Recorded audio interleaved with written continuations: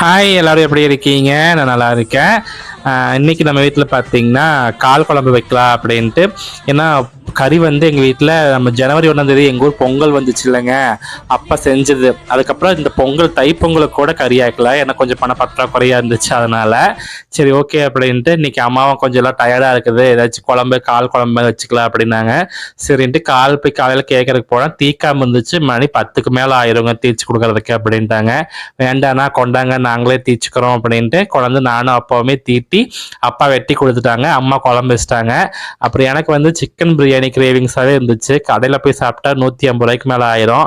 அதனால சரி நாமளே ஒரு 100 ரூபாய்க்கு மட்டும் எடுத்துகிட்டு வந்து சிக்கன் பிரியாணி பண்ணிட்டேங்க. நான் சிக்கன் என்னங்க கிட்டத்தட்ட 300 ரூபாய்க்கு பக்கமாக வந்துருச்சு. நான் 140 ரூபாய்க்கு எடுத்துகிட்டு வந்து அரை கிலோ 1 கிலோ 280 ரூபா, அரை கிலோ 140 ரூபான்னு சொல்லி எடுத்துகிட்டு வந்தேங்க. இன்னைக்கு நம்ம வீட்டில் வெள்ளை சாப்பாடு, கால் குழம்பு, சிக்கன் பிரியாணி, அவ்வளோதான்.